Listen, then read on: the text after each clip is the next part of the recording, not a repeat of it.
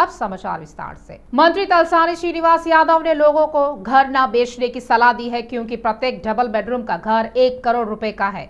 मंत्रियों तलसानी और महमूद अली ने हाल ही में गोशामहल के मुरलीधरा बाग में बनाए गए 120 डबल बेडरूम घरों को लाभार्थियों को भेंट किया।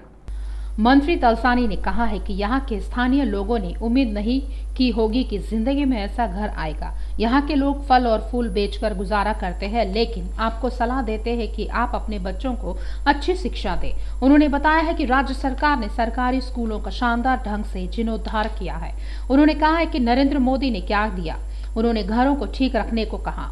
उन्होंने कहा है कि पिछले दिनों उन्होंने तेलंगाना राज्य में 1 लाख लोगों के लिए डबल बेडरूम बनाने का वादा किया था। प्रत्येक डबल बेडरूम का घर 1 करोड़ रुपए का है और यह सलाह दी जाती है कि किसी को भी घर नहीं बेचना चाहिए। उन्होंने याद दिलाया है कि 2000 रुपए पेंशन जिस तरह देश में और कहीं नहीं दी जा रही है। श्रीनिवास गौड़ ने कहा है कि तेलंगाना राज्य बनने के बाद सीएम केसीआर के निर्देश अनुसार शोधकर्ता तेलंगाना पुरातत्व विभाग के तत्वावधान में तेलंगाना क्षेत्र की विरासत, ऐतिहासिक और व्यापक इतिहास पर प्रकाश डाल रहे हैं। पुस्तकें आने वाली पीढ़ियों को प्रदान करने के लिए तेलंगाना क्षेत्र का बहुत प्राचीन इतिहास है। ऐतिहासिक शोधार्थियों की टीम को तेलंगाना क्षेत्र के इतिहास का एक गहन अध्ययन करने को कहा गया है। मंत्री महोदय ने तेलंगाना के इतिहास को भविष्य की पीढ़ियों के लिए पुस्तकों के रूप में संरक्षित करने का निर्देश दिया है। मंत्री डॉक्टर श्रीनिवास गौड़ ने तेलंगाना क्षेत्र के छिपे हुए मूल इतिहास को सामने लाने के लिए व्यापक इतिहास पर और अधिक शोध पुस्तकों की कामना की। तेलंगाना पुरातत्व विभाग के तत्वावधान में इतिहास शोधकर्ताओं की एक टीम संयोजक श्री रामोजी हरिगोपाल ने कहा है कि उन्हें खुशी है कि रंगारेड्डी जिले के केसरगुट्टा में किए गए शोध के दौरान प्रकाश में आए तोलुचु वृंदु शिलालेख को पहले के रूप में मान्यता दी गई थी। उन्होंने कहा है कि तेलंगाना क्षेत्र में ऐतिहासिक संपदा बहुत है। तेलंगाना क्षेत्र के व्यापक इतिहास का पता लगाने के लिए इतिहास के शोधकर्ता पूर्ण सहयोग प्रदान कर रहे हैं। रिटायर IAS सोमेश कुमार ने तेलंगाना के सीएम केसीआर के मुख्य सलाहकार का पदभार संभाल लिया है। उन्होंने आज सुबह सचिवालय में पदभार ग्रहण किया। पुजारी ने मुख्य सलाहकार के रूप में 6ठी मंजिल पर आवंटित कक्ष में पूजा की। कार्यभार संभालने के बाद सचिवालय के अधिकारियों व कर्मचारियों ने सोमेश कुमार को बधाई दी। मुख्य सलाहकार सोमेश कुमार ने माननीय मुख्यमंत्री का उन पर विश्वास जताने और उन्हें राज्य की सेवा करने का अवसर देने के लिए धन्यवाद दिया। सोमेश कुमार आंध्र प्रदेश विभाजन अधिनियम के तहत AP कैडर में गए थे। हालांकि उन्होंने कैडर आवंटन पर आपत्ति जताई और कैट में चले गए। स्टे ऑर्डर तेलंगाना लेकर आए थे। उसके बाद कई पदों पर कार्यरत सोमेश ने सीएम के रूप में भी काम किया। जैसे ही हाईकोर्ट ने आखिरकार कैट के आदेश को रद्द कर दिया, आंध्र प्रदेश जाने की स्थिति बन गई। उन्होंने AP सरकार को रिपोर्ट किया। उस समय आंध्र प्रदेश सरकार ने सोमेश को पोस्टिंग तक नहीं दी थी। हालांकि कुछ ही दिनों में उन्होंने VRS ले लिया और सेवा से बाहर हो गए। अब सीएम केसीआर के विशेष सलाहकार नियुक्त किए गए हैं। चिकित्सा एवं स्वास्थ्य मंत्री हरीश राव ने सुझाव दिया है कि डॉक्टरों को 24 घंटे उपलब्ध रहना चाहिए। रात में ड्यूटी करने वाले ड्यूटी डॉक्टरों से अनुरोध है कि वे बिना चूके उपलब्ध रहे। वह निजी काम से अमेरिका गए थे, वहीं से ड्यूटी कर रहे हैं। शिक्षण संस्थानों पर वीडियो कॉन्फ्रेंसिंग का आयोजन किया गया। मंत्री हरीश राव ने कहा है कि 210 लोगों को एसोसिएट प्रोफेसर के पद पर पदोन्नत किया गया है। 65 लोगों को प्रोफेसरशिप दी गई है और 1061 सहयोग प्रोफेसर के पद भरे गए हैं। इस माह की 22 तारीख को शिल्पकला स्थल पर आयोजित कार्यक्रम में उन्हें नियुक्त आदेश सौंपे जाएंगे। उन्होंने कहा है कि चिकित्सा और स्वास्थ्य के क्षेत्र में तेलंगाना का देश में 3रा स्थान है। उन्होंने अधिकारियों को तेलंगाना राज्य को पहले स्थान पर लाने के लिए कड़ी मेहनत करने की सलाह भी दी। मंत्री हरीश राव ने सुझाव दिया है कि मेडिकल कॉलेजों में कार्यरत शिक्षण संकाय को रैगिंग से मुक्त देखा जाना चाहिए और अनुकरणीय होना चाहिए। उन्होंने कहा है कि विदेश में डॉक्टरेट की पढ़ाई पूरी कर चुके तेलंगाना के 900 छात्रों को 1 साल की इंटर्नशिप का अवसर दिया गया है। भाजपा पार्षद अकुला श्रीवाणी अंजन ने कहा है कि BRS सरकार ने बिना किसी जांच के SI अनिल को कैसे निलंबित किया। उन्होंने कहा है कि कोई विभागीय जांच या किसी अन्य तरह की सरकारी जांच नहीं की गई। तेलंगाना में गर्भवती होने के बाद भी, घर लौटने के बाद भी महिलाओं को सरकार से मदद मिल रही है। निःशुल्क प्रसव के साथ ही सरकार जच्चा बच्चा के कल्याण के लिए किट के रूप में उपकरण उपलब्ध करा रही है। 2 जून को नए तेलंगाना राज्य के 9 साल पूरे हो रहे हैं। राज्य सरकार सरकार 10वीं वसंत में प्रवेश करते हुए दशक समारोह को भव्य रूप से आयोजित करने की तैयारी कर रही है। तेलंगाना के 10 वर्ष पूरे होने के विशेष अवसर के उपलक्ष्य में सरकार ने 2 जून से पूरे राज्य में 10 दिनों तक विभिन्न कार्यक्रम आयोजित करने की योजना बनाई है। मुख्य सचिव शांति कुमारी ने वाणिज्यिक कर विभाग के अधिकारियों को इस वर्ष टैक्स चोरी पर फोकस कर 85,000 करोड़ के लक्ष्य को हासिल करने के निर्देश दिए हैं। सीएस ने वाणिज्य कर विभाग के वरिष्ठ अधिकारियों के साथ समीक्षा की, अतिरिक्त संसाधन जुटाने के लिए उठाए जाने वाले कदमों पर चर्चा की। राज्य में जैसे जैसे चुनाव नजदीक आ रहे हैं, राजनीति गर्माती जा रही है। तेलंगाना में पहले से ही विपक्षी पार्टियों ने सत्ता पक्ष की नाकामियों को गिनाकर अपना संघर्ष तेज कर दिया है। मुख्य विपक्षी दल कांग्रेस अपनी रणनीति तेज कर आगे बढ़ रही है।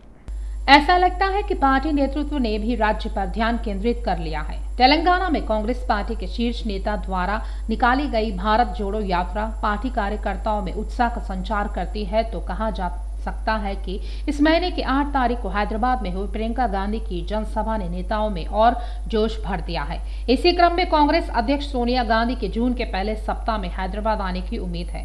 प्रदेश के नेताओं को उम्मीद है कि सोनिया के दौरे से पार्टी में और उत्साह बढ़ेगा। सोनिया गांधी विचारधारा केंद्र के निर्माण की आधारशिला रखेंगे, जिसका निर्माण पीसीसी के तत्वावधान में सिकंदराबाद के बोयनपल्ली में 10 एकड़ के भूखंड पर किया गया है। तेलंगाना कांग्रेस नेतृत्व इसके लिए इंतजाम कर रहा है। पीसीसी के एक वरिष्ठ नेता ने कहा है कि सोनिया के साथ राहुल गांधी, एआईसीसी अध्यक्ष मल्लिकार्जुन खड़गे और अन्य राष्ट्रीय स्तर के नेताओं को भी इस कार्यक्रम के लिए आमंत्रित किया जाएगा। यह कार्यक्रम 1 जून या पहले सप्ताह में कराने का प्रयास किया जा रहा है। विधायक विवेकानंद रेड्डी ने 7 साल की बच्ची किया रेड्डी को बधाई दी, जिसने कम उम्र में ही चलना सीखने के लिए 7 विश्व रिकॉर्ड हासिल कर लिए। उन्होंने भगवान वेंकटेश्वर स्वामी गोविंदा के 108 नामों पर 7 मिनट के लिए कुचिपुड़ी नृत्य किया, जिसमें 7 छोटे बर्तन थे और उनके सिर पर दीपक जलाए गए थे। अवनी नृत्यालय के तत्वावधान में तेलुगु विश्वविद्यालय में आयोजित एक कार्यक्रम में बुक ऑफ वर्ल्ड रिकॉर्ड्स का उद्घाटन विधायक विवेकानंद ने भारत वर्ल्ड रिकॉर्ड समन्वयक रमना राव के निर्देशन में किया। विधायक विवेकानंद रेड्डी ने नृत्यांगना क्रिया मुक्काओ की दृढ़ता से असंभव को संभव करने के लिए उनकी प्रशंसा की। माता पिता संदीप रेड्डी, शिरीषा और दादा सजीव रेड्डी ने एक ही समय में 7 विश्व रिकॉर्ड हासिल करने के लिए प्रोत्साहित करने के लिए सुनीता की प्रशंसा की। हैदराबाद में आतंकियों की गिरफ्तारी के मामले में सनसनीखेज मामला सामने आ रहा है।